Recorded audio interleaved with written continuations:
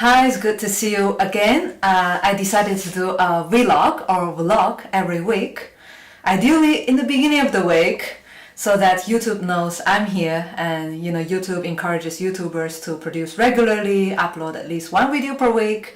So it boosts the, in the algorithm, boosts the suggested videos and the page ranking. So plenty of benefits. That's what I'm going to do. If you are an entrepreneur or creative professional starting your own project, I highly suggest you to do the same so that you grow your channel at the very beginning stage of your project. Not like me doing it after 2 years. So it's kind of late and I have to do it from, all over again from the beginning. Our Tumblr took off first, and then Instagram, after 1 year, it grew from 0 to over 40,000 followers. Has been great learning and steep learning curve. Now I have to do it all over again on YouTube. Don't be like me, start early in your project. Yesterday I went to Sotheby's event co-hosted by IE Business School's art club, and I met this two ladies, Aurora, managing director from Sotheby's Spain, and Alexandra, senior director from Sotheby's Spain. They introduced us some organizational business areas of Sotheby's. It's quite interesting what they do, and I guess you know Sotheby's, Christie's, the top auction houses, one of the oldest auction houses ever run on Earth. Earth like as we know it. Maybe there were some prehistoric human doing auctions. I'm sure they would do something like this. So it was founded by John Sotheby, a British man in 1744. So in the early 18th century. That's a long time ago. And mentioning Sotheby's, I'm sure that if you're an artist, you would consider that as a ideal scenario at the very last stage of your career, that you would be auctioned by top auction houses like Sotheby's. However, I challenge you to think again, because the classic artist career route is you graduate from art school. After a year or two of practicing, finding your style, then you go to a local gallery who represents you and coach you. Hopefully it will bring you to some local art fairs and start to sell and get your first group of collectors. Very likely they are your friends and family as well. And then you go to art residency in a foreign country, get to know some other artists and gallerists, and then you will be represented by another gallery selling worldwide. And then you start to grow, price start to pick up, and then you get collected by private collections and public collections, like in a museum, and eventually you would end up in Sotheby's. Usually it tends to be after you are dead. I don't know if it's a good idea, because how much do you care if you work or sold billions after you're dead? Maybe you do care. Well, that's very good long-term forward thinking. I would rather focus on the present. So in Sotheby's is a publicly listed company in the US. So it was previously British, then it moved to New York. So the headquarters in New York. It's very interesting how they organize themselves. Sotheby Spain report to Sotheby UK, and then London, and then Sotheby UK reports to Sotheby US. And it's a publicly listed company in the US, so you can see all their annual reports to see exactly what they do and their social responsibilities and their profits and audits. In 2017, they sold two things very, very expensive. The Pink Star sold in Hong Kong for $71.2 million, and the Basquiat, the mind-blowing Basquiat, sold for the mind-blowing is the money part, not the title. The title is untitled. That's not so mind-blowing. It's sold for $110.5 million in auction. It's a lot of money, and I guess many of you would be thrilled if your work could be sold that much, Because to find somebody who pays not even mention 110 million to buy your work for 1 million is already a challenge.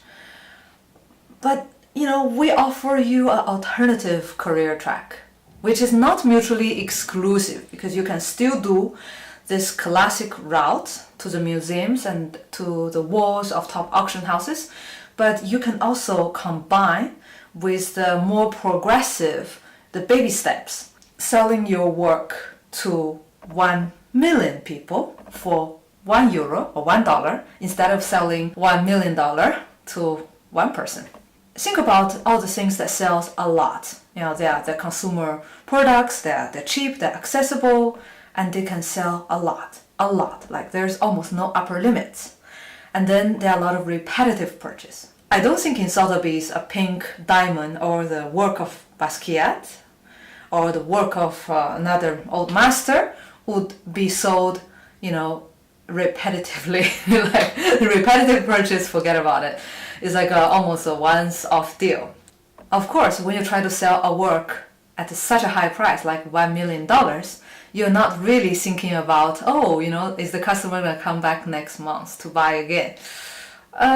Okay, they are a group of collectors. They're really affectionated by their collection. They do buy repetitively, but not in a frequency, density, and quantity that you would think, maybe keep a newsletter, he will come back next week. No, but if you sell a work that is, let's say, so cheap, at a fraction of a cost, like say $10 or €10, you can sell it repetitively, you can sell it to a lot of people, and you can scale up really fast. What I'm suggesting, is to sell your art prints for $10. You can sell it on your own website and do the own handling yourself, or you can sell it on Society6 or Redbubble, all of this website, there are plenty of options, or Shopify, or collaborated with a print house. You don't have to print the works yourself, and it's a passive income that you can sell and make a living without even selling your own artwork. So even if you are very slow, take your time at producing original pieces, you can still sell a lot of prints almost passively. So passively means that you don't actually put in a lot of work to be considered a job. So you hang up there, and then you shout out to your fans once in a while. And think about it, it's not that difficult to get 1 million followers on Instagram, on another social media. Okay, it's not easy, but it's not as difficult as waiting 40 years, 50 years professionally and make it to the Sotheby's or Christie's. So it's a lot easier in a way that is accessible, reachable by most of artists if you put in the work. It's almost certain that if you put in the work and you spend your time and energy to build your fan base on social media, it's almost guaranteed that you will grow. The growth is more predictable than you have to rely on somebody who put you through to another contact that they know, and there are a lot of risk factors. Imagine if the contact that you make in Sotheby's and he has an accident, he quit his job, or he dies, and then what do you do, right? So it's a lot more independent, and at least for me, the risk factor is lower, it's more secure to build your own fan base, build your own brand, your own name. And maybe you don't sell anything at the beginning because you have a small fan base, or they are they're distributed all over the world. It's hard to sell something to, let's say, all of them. But eventually, once you build a large fan base, you are able to become your own auction house. Okay, not exactly an auction house, but you get my idea. You are able to push certain products and services to people, to a lot of people, where certain segments will respond to your call. And this way you can build income while you are working on your work, progressing step by step. I cannot imagine that if you are working for Sotheby's and you are still working with the very first gallery who represented you when you're 20. No, usually you get rid of them and you move on. But this doesn't have to be the case with if you build your own online fan base. Your relationships is a lifelong bond, and you can have the very first group of collectors that you are in touch until the very last ones towards the end of your career, or let me be rude, towards the end of your life. So you could keep all of them, and you could build a relationship, a lifelong relationship with people who appreciate your work. There's another thing very interesting I heard during the conference with Sotheby's directors. They were mentioning the auction system, and they said, "Oh, I cannot imagine anything more democratic than bidding. The highest bidder always gets the artwork, and it's very democratic, right?" And at first I was like, yeah, right, sure. And then I thought twice, and I was like, wait, democracy is related with the rights to vote, and that is a fundamental right. In Europe, we call it the fundamental right, and in the US, I guess you call it the human rights.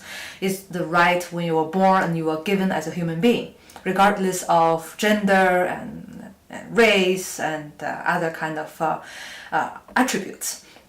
I was like, okay, it sounds like very democratic, but the power to vote, right, the financial means that you were given to vote, in this case to purchase, is different from person to person, because we are not born, with the same amount of starting game money to buy whatever we want in life. No, we were, let's say the 1%, 99%. It's a very huge gap. In developing countries and even in the US, there's a huge gap, and social mobility is quite low. So I wouldn't say that the right or the power to vote with money is equal. Yes, it's equal, is democratic in certain ways, because you can vote with your money to change things. But in other ways, when you talk about millions of dollars of artwork, I don't think you can say, oh yeah, you can just bid, what price you want, you can afford, you're willing to pay. It's complicated. But if you sell your artwork for $10, I'm almost sure that if you're watching this video right now, you can afford $10. You like it or not, but you can afford $10 on a piece of art print. If you are accessing internet with a device, you can afford it. If you decided to support an artist, you can buy art print. Of course, if you want to be supported and have money for the next project, you can sell your art print. And that is very democratic. A lot more democratic than auction houses that selling work for millions and billions of dollars. Again, these tracks are not mutually exclusive. You can sell your works for hundreds of thousands, and you can sell your works for $10. Maybe for you, the idea is a bit bothering, and you don't want to sell your work for that cheap, even a print. Okay, but that's a choice. But if you look at other artists, they are able to do that. Andy Warhol is able to do that. Many other artists are able to do that. So if you're willing, you can do it all by yourself. With the time and a little bit of learning curve, you will be able to do it. Build a fan base. It's not that difficult to get 1 million. Okay, when we get there, we'll tell you if it's difficult. I'm not saying that you can get 1 million overnight, but with time and a little bit of dedication, you can. And what you get, your brand and your name, nobody could take away from you, and you don't depend on anybody else to give you that. I know it sounds very good and looks good to have your work on the gallery wall or on the wall of Sotheby's. It looks amazing. It's good for your ego, for your confidence. But is that worth the weight and the risk of 40 years of your career until you reach that point? And if you want it now, you can go and get it now, and you don't have to wait. Even your works are not perfect. Show your progress and show it to the people that you grow every day. So that's it. Nice talking to you, and hopefully I will see you next week.